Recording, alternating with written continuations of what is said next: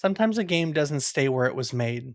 It starts in one place, built for one audience, released into one specific moment of time. But then something happens. Players take it somewhere else, and suddenly it belongs to them. On March 31st, 1998, Blizzard Entertainment released StarCraft for Windows. At its core, it was a real time strategy game. Three factions, base building, resource management, fast, tactical decision making.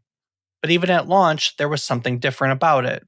The factions weren't just variations of each other, they were fundamentally different.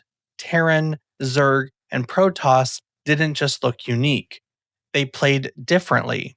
And somehow, they still worked together in one competitive system. Real time strategy games were already popular at the time, but most of them lead towards balance through similarity. StarCraft went in the other direction. It embraced asymmetry. Each faction had its own strengths, weaknesses, and rhythm, which meant players weren't just learning a game, they were learning matchups. And that design choice created something rare, a system that could be studied, refined, and mastered over time. But the most important part of StarCraft's story didn't happen in California.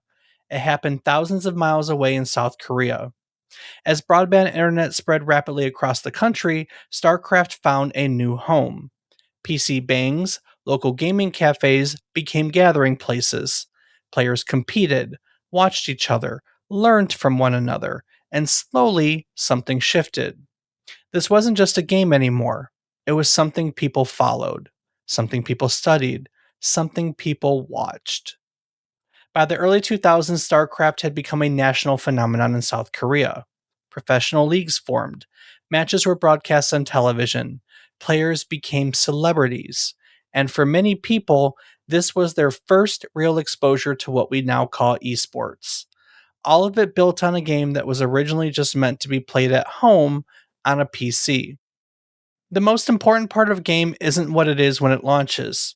It's what people decide to do with it afterwards. Because once a game leaves the hands of its creators, it starts to evolve in ways that no one can fully control. Communities shape it, competition defines it, and culture decides how far it can go. In 1998, StarCraft didn't just release as a strategy game, it gave players something that they ended up turning into a global stage.